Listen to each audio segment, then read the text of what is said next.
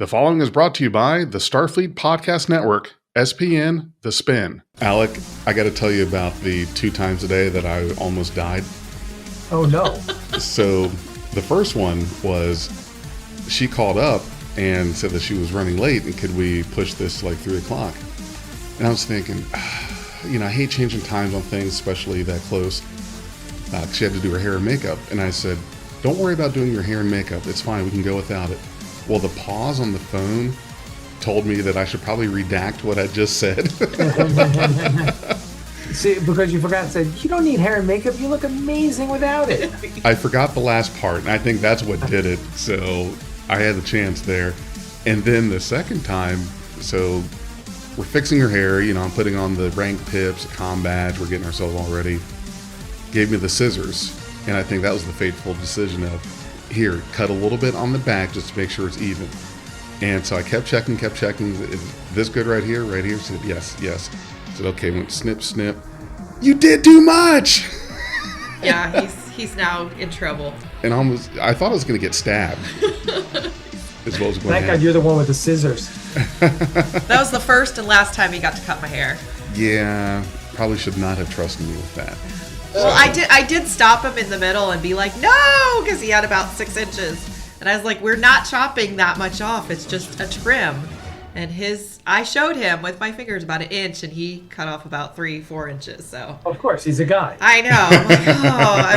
He's like, I'm really sorry I messed that up. I'm like, yeah, well, there's nothing we can do about it now. We're just going to have to wait till it grows back out.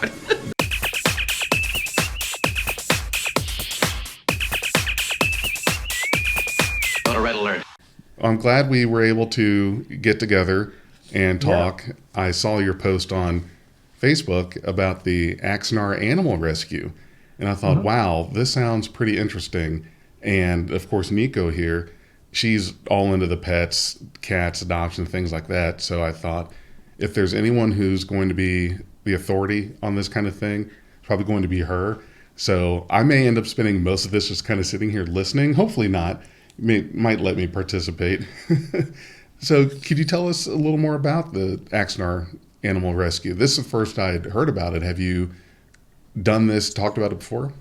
Yeah, so we, Crystal, my fiance, and I first rescued 3 dogs back almost exactly 6 years ago. And one of the 3, Mama, just passed away from cancer last week. Wow. About 2 weeks ago now. It's 2 weeks ago. And which really sucked because she was such a sweet dog. And but we rescued 3, and then I got involved, and we wound up keeping them all because we didn't really know how to get in contact with rescues and the whole 9 yards. We just didn't know anything about it. So we started educating ourselves about it, and those 3 dogs wound up being our dogs. We foster failed, as you say, and that was, that was a situation where Crystal's mom lived in a apartment complex, and it was a little, I don't want to say shady, but it had its element. And these 3 dogs were outside on what was like the coldest week of the year in Atlanta, and we just basically went over and said, if you're not taking care of those dogs, we're taking them. And the guy was in prison, his partner wasn't taking care of the dogs, and we said, we're taking them. He can call me when he gets out of prison. So we took the dogs, and then and that just kind of blossomed. And then about, I guess, 2019, Crystal was going to work one night. Well, it was New Year's Eve. She was going to work, and there was a Belgian Malinois, which basically, if you don't know what a Belgian Malinois is, they're basically athletic versions of German Shepherds. All the military dogs, police dogs, if they're not German Shepherds, for the Belgian Malinois are the go-to dog. They're very athletic. They're very high, high energy. You really shouldn't own one unless you really know about the breed because they need a lot of exercise. Anyway, this one was in the middle of the street, one of the busiest intersections in Lawrenceville. And so Crystal got her out, and wound up finding out that she had 13 puppies. Wow. We got the 13 puppies, and the mama, and took them to our house. And the good news was, on the way home, we lived about 15 minutes away. The rescue that we had fostered for put us in contact with a foster here in Atlanta, with a rescue here in Atlanta, and they were like, "You foster them, we'll find them homes." And we're like, "Great, okay." Nice. And so the next 2 months were just me taking care of 13 Belgian Malinois puppies, Ooh. which, started out this big and wound up this big. Yeah. And but it was really a seminal moment in my life, because you basically, I'd come down in the morning, and they started out in a box with the mom, and then we put them in a pen, and then we had to split them up because there were so many of them. Yeah. And mama couldn't feed them all, so there was 2 pens, and then we put them in the kitchen. And by that point, the mom was like, "I'm done. I'm not feeding them anymore." And she was a very young mom. She was only like a year. Wow. And so she was like, she didn't even want to come back in the house when we walk her, which is typical for moms. They get very stressed out and very overloaded, and then the little puppies are biting, and it's so the mom got a great home. When we took all the puppies into the vet, we had like the local police chief came down to see them all, to choose which one he wanted. And but it was an amazing moment. It was an amazing time in my life. And they were just adorable. I mean, they're just the cutest little things. And 13 of them. That's a lot. Yeah, it's a lot. So we then, it just kept going, and we moved 3 years ago here to Monroe, which is farther, which is about an hour east of Atlanta. So we're 25 minutes from Athens, where University of Georgia is. So we're just kind of, if you draw a line between Atlanta and University of Georgia, we're about 2/3 of the way between. And last year we were doing a fireworks stand as a fundraiser for our studio, and this cat walked into the stand, the fireworks stand, and we're like, "Oh," and Crystal's like, "Oh, where'd that come from?" And I was like, "Oh, I've seen him in the back." She's like, "Well, let's bring some food and water." So we brought a food and water bowl, and about 2 days later, I go out and find that there's like 5 little kittens running around. I mean, like, and I'm like, "Okay, we got to do something. We can't let all these kittens be strays." So we trapped everyone, the mom, the dad, the 5 kittens. Mom and dad, we spayed and neutered and released again, because they were basically feral. And the kittens we raised and found homes among actually Axanar donors. We put out the word on our newsletter and on Facebook, and the 5 little kittens got homes, one in Utah, one in Maine, one in Maryland, 2 here in town. So yeah, so all over. And we use a Delta Air Rescue Transport, which is the employees of Delta Airlines when they're not flying, when they're not working, they all fly for free. So they'll take an animal and fly a round trip on their day off. Oh, that's really cool. Some lady was like, "I'll go to Utah." So booked it, gave her the cat, met her at the airport, gave her the cat in a carrier. She checked it. They bring it on the plane with them, and so that was last year, and we wound up with one of the cats. And it was funny because we had 5 kittens, and like the next day, my next door neighbor's like, "Hey, one of your kittens got out." And go, "What? No, they didn't." They go, "We have a little black kitten in our garage." So. And what had happened, it was July 5th, and what had happened is they had gone to the July 4th fireworks in town, and this kitten must have gotten, as cats do, they get in the engine, they get in the undercarriage, they get, and wound up in their garage. And so that one came over. We were like, "Okay, we got 5, what's 6?" So that one came over, and as animals sometimes do, that little one, who Crystal called Boo Biscuit was like, "I'm home now. Yeah, you're my people." and it was, and he was just like, so jump up on the bed, and he was like, "Yeah, give me pets. So she is now, I don't know, fat 15-pound cat or whatever cats. I don't know how much she weighs, 8 pounds. I don't know, but she's fat. I keep calling her fat cat. So she's living the good life. And then, but earlier this year, I was talking a dog rescue with someone and who runs a Tift Animal Control, which is 3 hours south of us.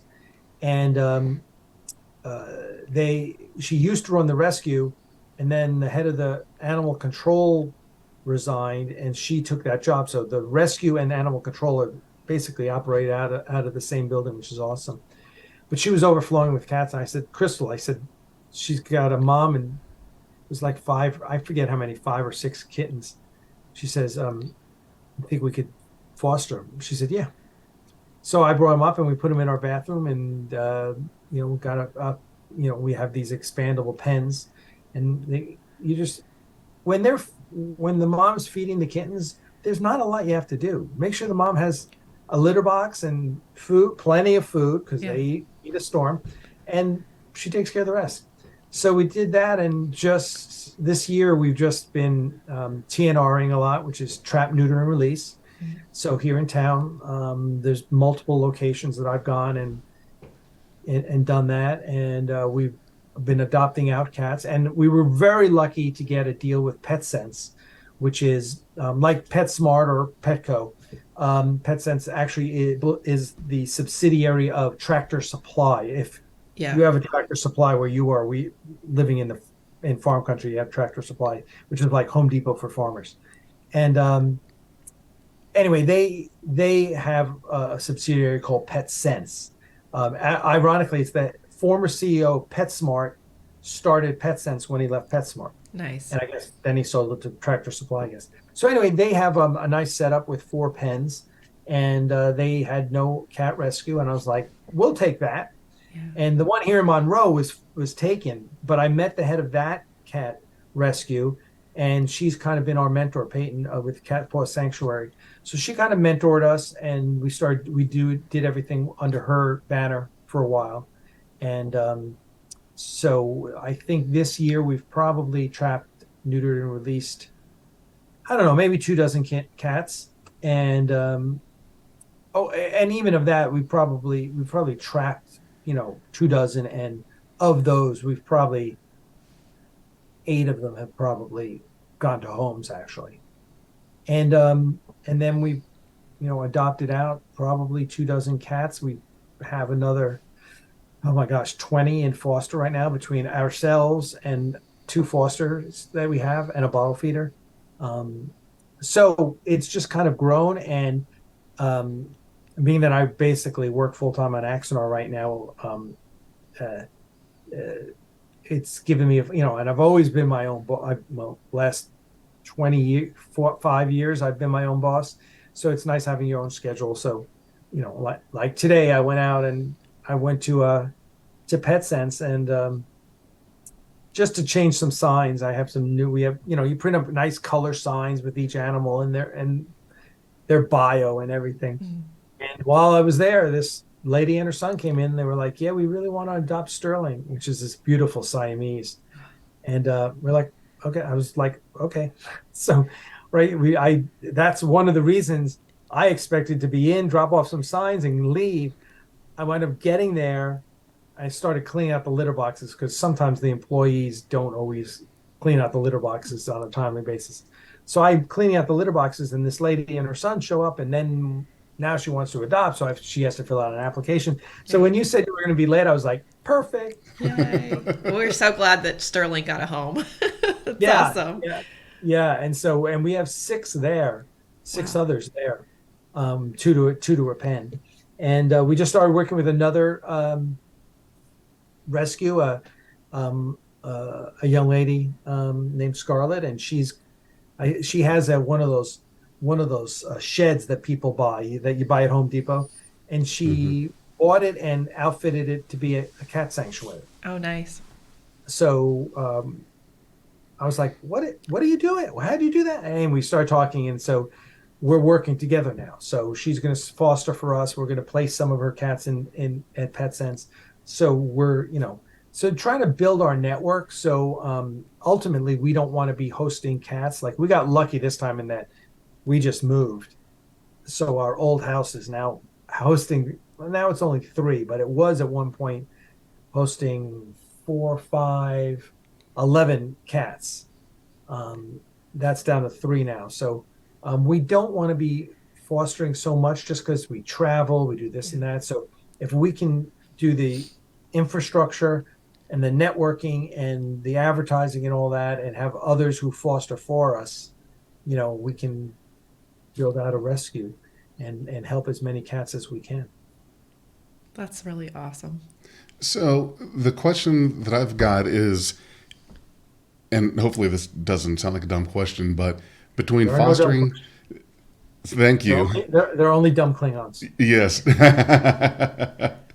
When it comes to fostering cats and dogs, is there one that's easier to foster than another? And do you try to not have both at the same time? Well, you don't foster them in your home. You have a different No, place. we do. Oh, you do? Okay. Yeah. So fostering dogs is way more at work, especially puppies, right? Oh yeah. The beauty of cats, of course, is that, very early on, they learn what a litter box is, and they use the litter box. So you don't have to walk them. You don't have to clean up. You have to scoop the litter box, once or twice a day. So cats are really easy. But it really, first of all, everyone should foster animals. One, the rescue and animal shelter system in this country is overloaded. Mostly because people in the South are idiots, meaning the government, who refuses to put in spay and neuter laws and registration laws and this and that. Whereas up north, they don't. So above the Mason-Dixon line, there's very little animal overpopulation. They're usually importing animals from the South.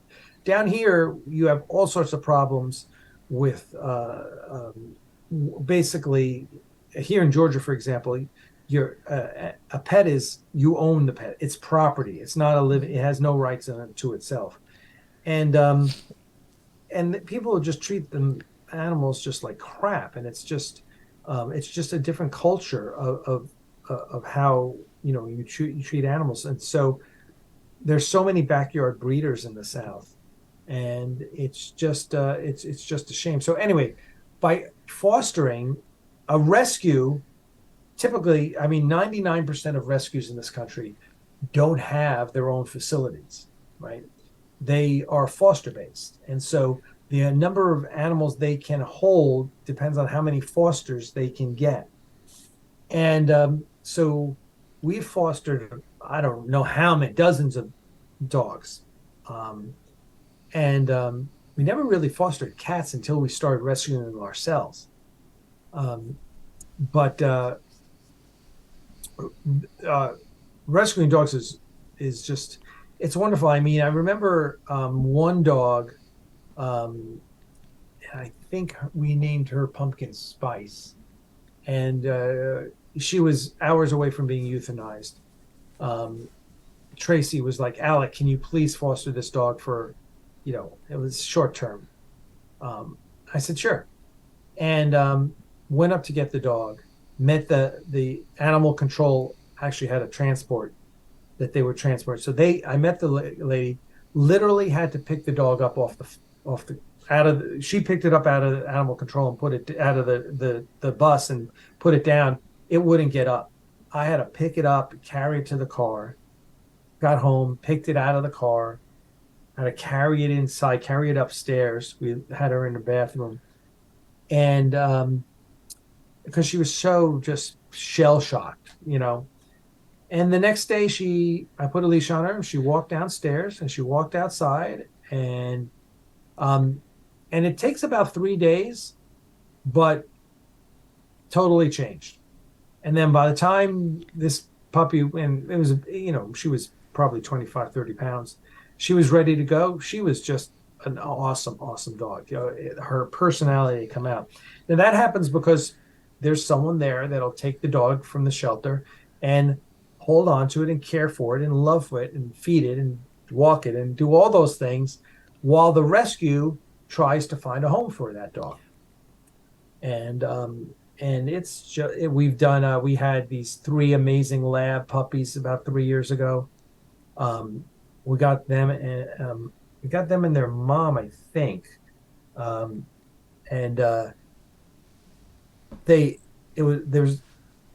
my car was a disaster. They had worms. It was just awful. We were worried they had parvo, and which is really, really bad. Yeah. And took them straight to my vet. They got them all dewormed. Got them back to our house. We had a dining room that we weren't using it with hardwood floors, so it's easy to clean. So they got put in there, and I'll never forget the next day, the one that was the worst, who we thought was going to die, bloody stool. Oh man, awful. The next morning, he goes to poop, and it was my first time ever seeing worms come out of a dog. Yeah. And it was like literally like spaghetti coming out of a dog's butt. oh, You look and go, what? And so, in a day that dog was Oreo. Oreo was fine. The other 2 were great, and they were labs are just near and dear to my heart. They were just a bundle of joy, and so we'd let them out and they'd play with our dogs, and it was wonderful. And they all got homes. And so people are like, oh, I'd fall in love. Yeah, of course you fall in love with all the dogs, but you can't keep all the dogs. And every dog you keep is one less that you can foster. Yeah. So we had these 3, another time we had these 3 that we got, and oh my God, they were just the cutest. We don't even know what they were. They were like Akitas or something. They were the most adorable little fuzzballs. We had so much fun, and you would have kept. If we had a farm, we would have kept all 3, but we don't have a farm, so they move on. And on my Facebook feed, I'm always getting memories. Like today, we had memory of one little dog that my friend Kelly helped and nursed back to health, and so I urge everyone to foster. And if you're a cat person, especially, what's one more cat? You don't even know. That's danger zone in my area. You're not going to get any sympathy from us. We have like 6 upstairs right now. Yeah. I was at 10, and then with my fosters, I think I was at 12 total. So when I went in and they're like, how many do you have at home? Oh, I've got 10, mama and babies. That's no extra off my schedule or anything that I'm already, doing. And so, my house has been kind of a revolving door for, good for you. for fostering. And I'll tell you, it has been one of the hardest, and the most rewarding experiences that I've done. I lost a baby. So when the hurricanes were coming through, the place that I help foster through here is actually called the OAR, the Ohio Alley Cat Resource Center.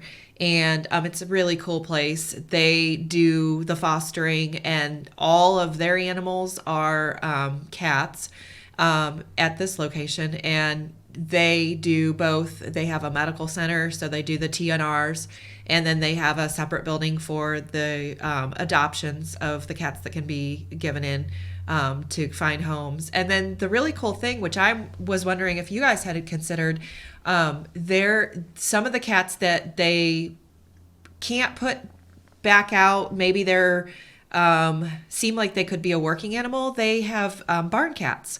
So it's really cool because they've, the ones that are deemed maybe not, they don't want to release them all back out into the community, and they can find a working. Now, some of them, they're all called barn cats, but some of them go to, farms. Some of them go to like businesses and things like that. And so I don't know exactly the process for that, how they determine, but they just know that those cats will not make good in-home pets. So there's kind of that extra step in there. That's really cool. But it really is the hardest thing to give up those. I tried to be a foster fail a couple times, and I'm like, I would always be a foster fail if they would let me. So I would say for sure, I also have adopted through our local Animal Friends Humane Society here. And so, yeah, right now I have 2 of their cats out of my 3. So one is blind and one is a tripod. So I have a special heart for the ones that, some people may think, oh, that cat's got, no, they're just like any other cat. So the things that they do continually surprise me. Our tripod we had a tripod that got adopted today. Oh, it was awesome. It was a lady who had another cat, and they were worried about how they were going to get along. So I said, why don't you take them and foster them? Yeah. And if it doesn't work out, you bring them back. And we already had another adopter lined up, Awesome. One of the employees at PetSense. So, but she messaged me today and said, boy, all of a sudden they're just best friends. Yes. They've been fine. So she sent me a great photo. So yeah. I love that. I love when there's like an update. That was one of the biggest things fostering is I'm like, oh, can we get pictures? Can we get stories? And, and doing the fostering, you're helping build the bio and, share all the things that you've kind of learned about that animal so that somebody is, has information and really does find a good fit for that particular animal. And their personalities, I've had some that, won't come near me and very independent, very shy, almost, on the feral end to the super, super needy cat. So. Tell Alec the story about how I got hijacked when we were eating together.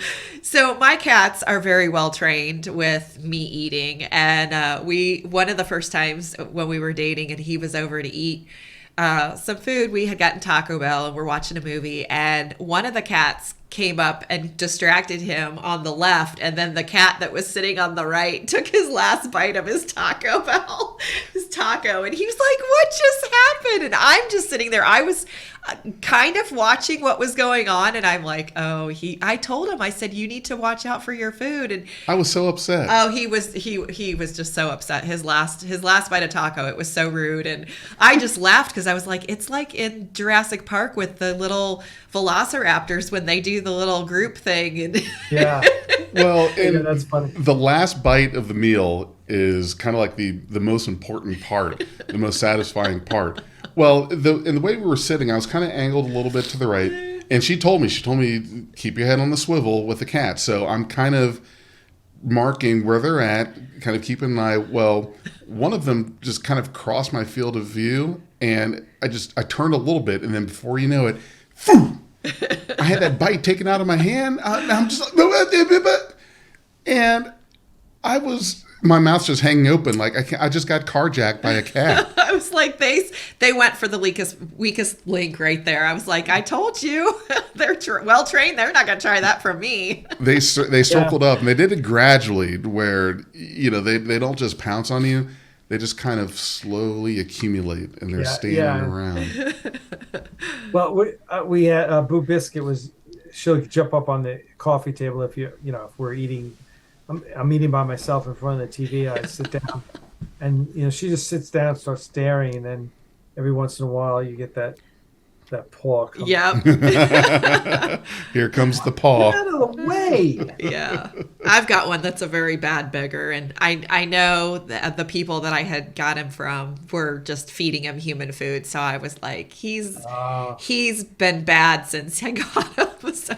Don't feed your cat human food. I know. It's he likes to lick the bowl, so it's like I try to like take it, and I'm like, so I'm usually like, nope, you gotta stay away. He does. You have to fight this cat off whenever you have food. It's ridiculous.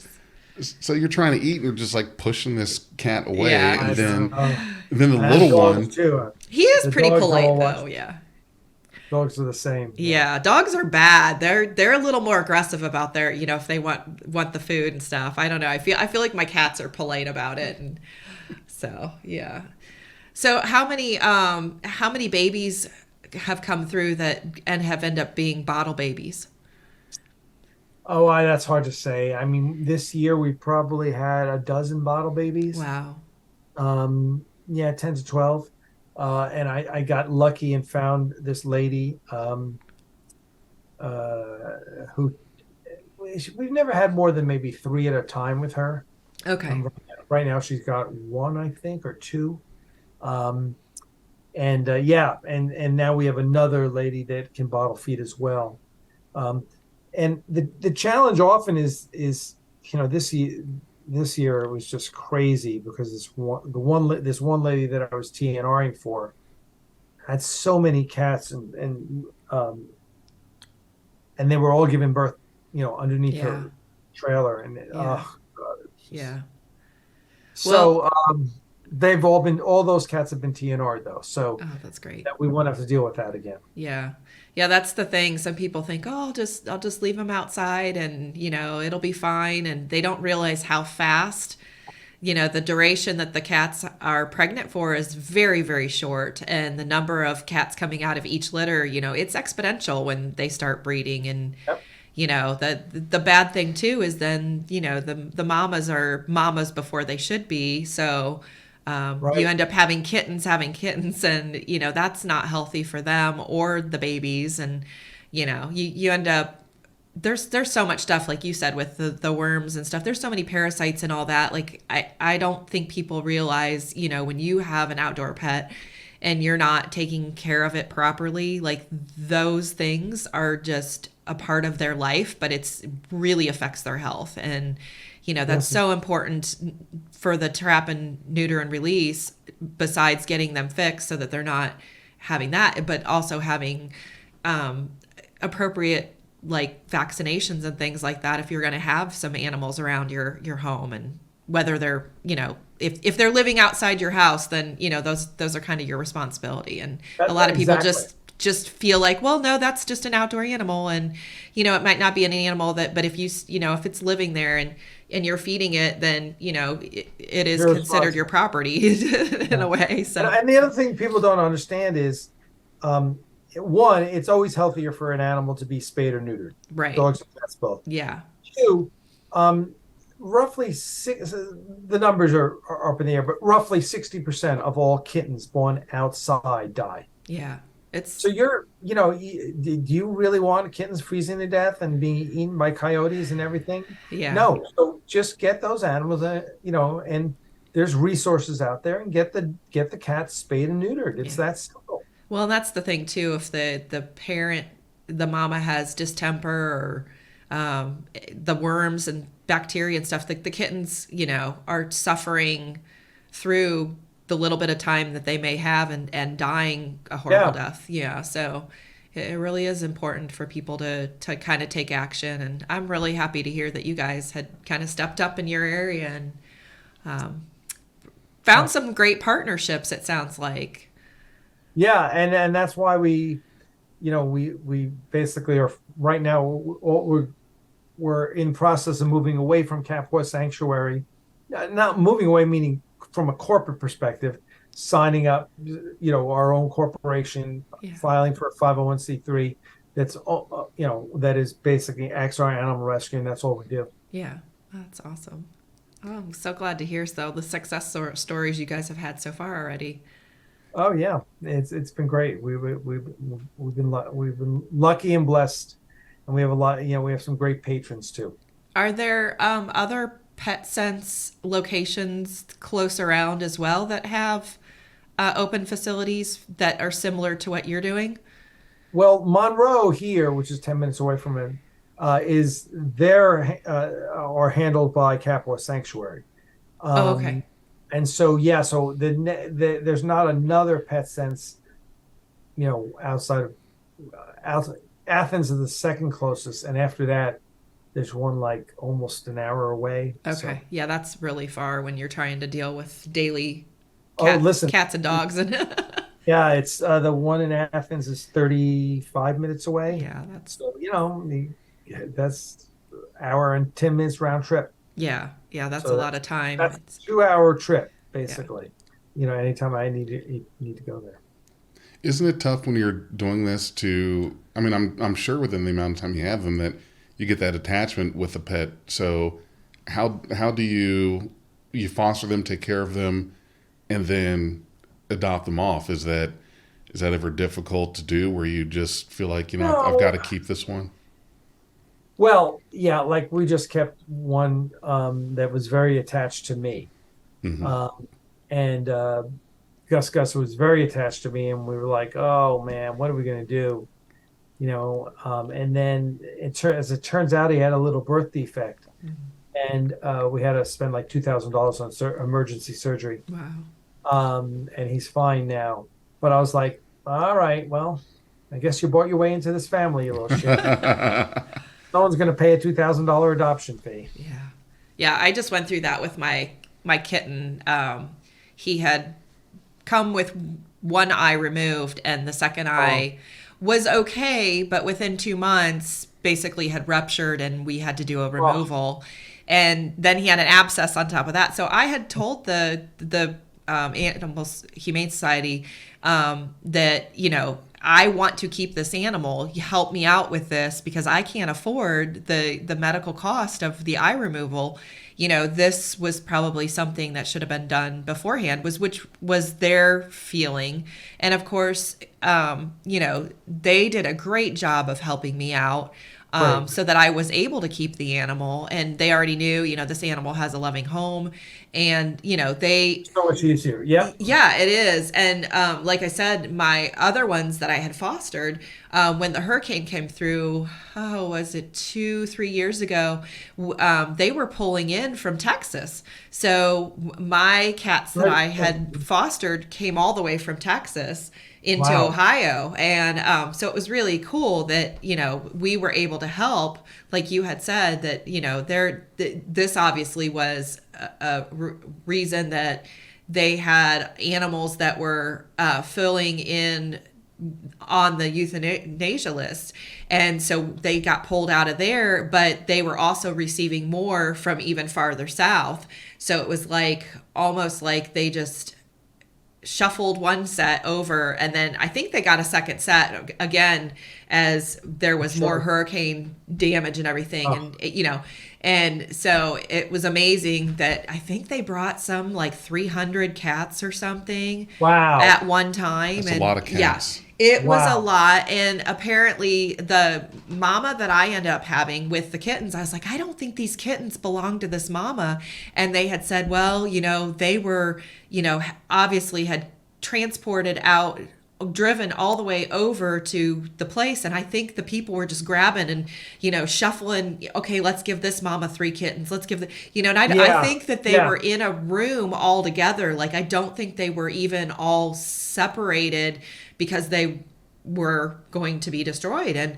And so it took a long time. So I actually did bottle feeding, but it kind of wasn't with bottles. I ended up doing with syringes, and they said the mama wasn't nursing. She was very, very young. And so basically I was doing a mixture, like a gruel mixture of the milk and the kitten food. So it was very, very much like just very thin soup.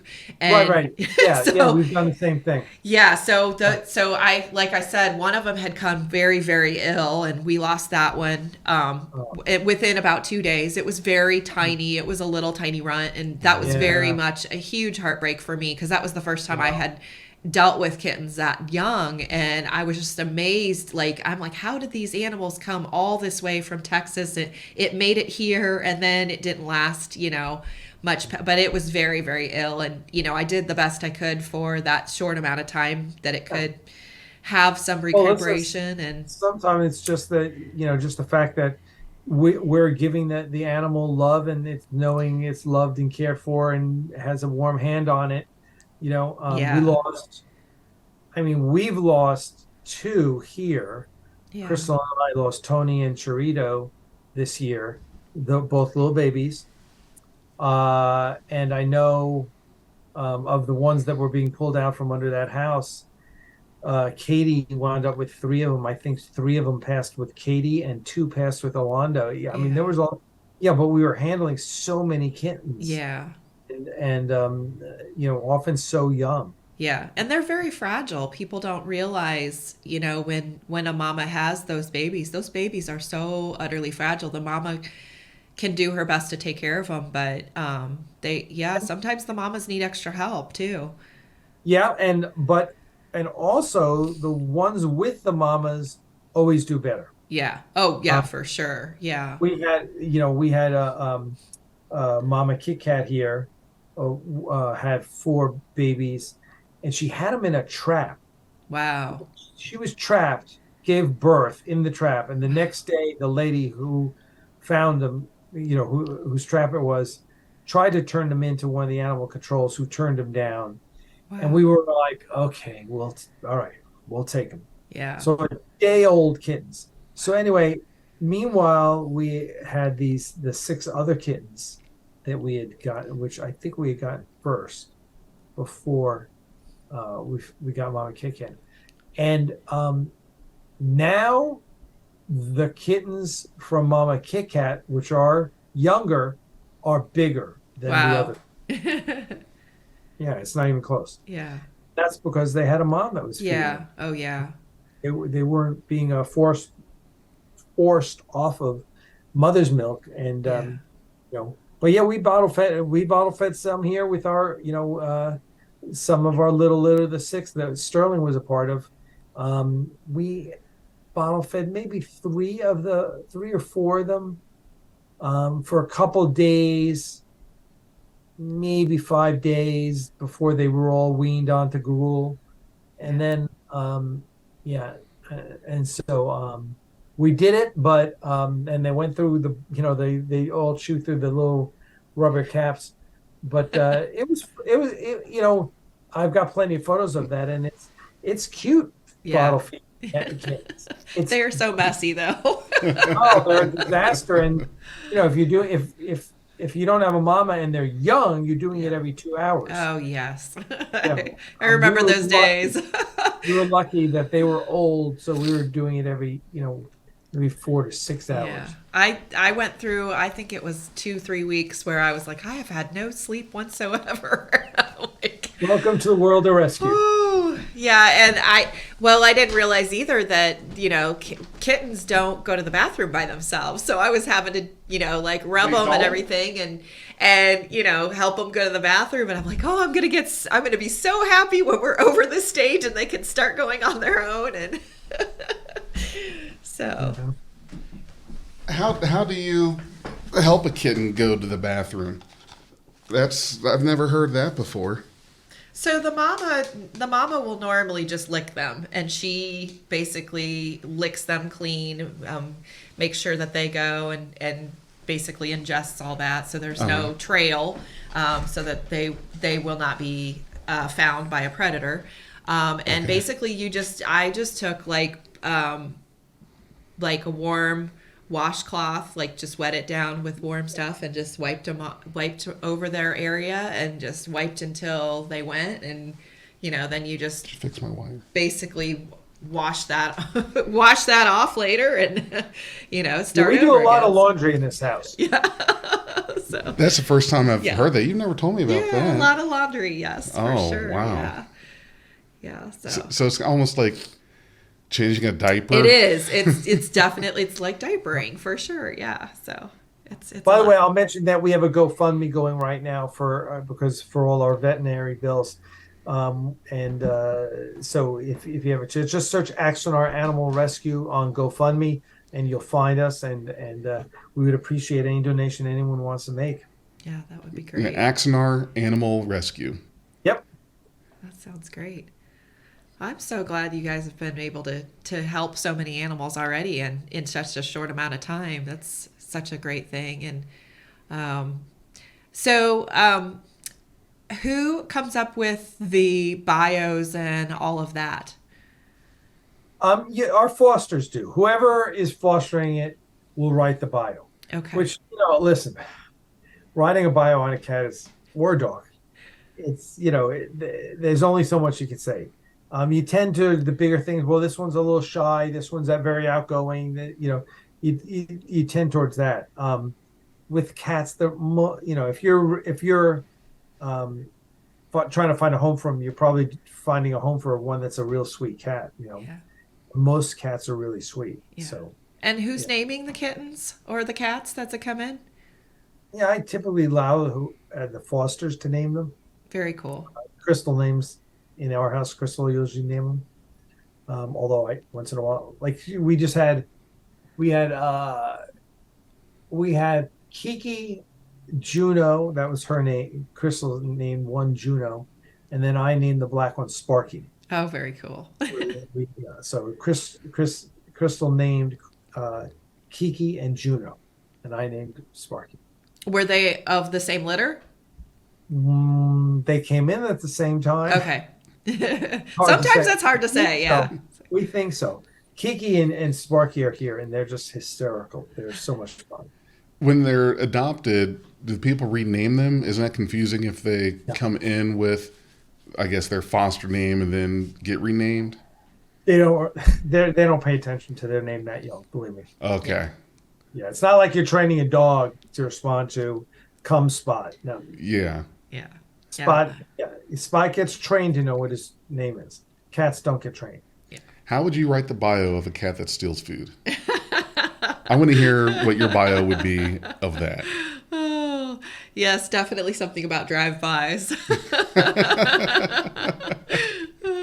And every time you open the door, like his head just pops right around. Yeah. Right around I the door. I have a greeter cat. So I have a window up in my bathroom and he likes to sunbathe up there, but he knows the car. And as soon as he hears a key or he hears me outside the door, regardless if it's the front or the back door, he is automatically there. And he is definitely checks on anybody that comes in that door. And so, that is spectacular. That is excellent. Well, Alec, are there any other social medias, projects you're working on, anything you want to tell all of us about? Well, everyone can go join the Axanar Animal Rescue group on Facebook. So please join. We have just over 100 members on that group. We just started it. And if you're interested in adopting a cat, let us know. We are trying to post more and more photos on there. And of course, just follow us on Axanar. The next 2 episodes of Axanar will be released next summer. Yes. So, yes. We've got 1 day of shooting left. We were almost done, but we got 1 day of shooting left, and then we're running in the can. So cool. Yeah. I was hoping so. I don't think I ever showed you Prelude to Axanar. No, I have to show you that. Oh, it is good. You gotta watch. It is good. And then the Vulcan scene also. Yeah. They're both on our website. And for all of you out there, just go to axanar.com, AXANAR.com, and you'll be able to get access to our YouTube channel right there. That's good news. I'm definitely going to be looking forward to the summer. Yeah, that is awesome. So, and you said 1 more day to film on that? 1 more day of shooting. Yep. Okay. That's awesome. Do you use Neutral Zone Studios for your shoots, or do you go somewhere else? No, we don't. We have our own little studio. Okay. It's set up that now runs as a 501c3 and works with Gwinnett County Schools. And if we do use any TOS sets, we'll be using the ones up at Warp 66 Studios. That's the one we'll probably be using. But my friend Jeff just bought the building next to Neutral Zone Studios, which I guess is attached, I guess. Yeah. Oh, that is great. That's real exciting. I'm glad that you were able to share that with us. So I definitely appreciate that. Thank you. Oh, my pleasure. My pleasure. Thank you so much for talking with me about this. Yeah. This was great. Yes, I'm glad that we were finally able to get our schedules lined up and be able to do this. I think it's great. We should definitely, as you go along with that, talk some more about Axanar Animal Rescue and just about all other things. Glad that the move went well, and hope everything continues to go well. And thank you for taking out the time to talk with me today and talk with both of us today. Yeah, I enjoyed it. My pleasure. My pleasure. Thank you, everyone. Live long and prosper. We appreciate it. If you enjoyed this podcast, you can support us at patreon.com/BeyondTrek. We are Beyond Trek Podcast. Lower your inhibitions and surrender your years. We will add inspirational and hilarious Trek content to your day. Your attention will adapt to subscribe to us. Resistance is futile.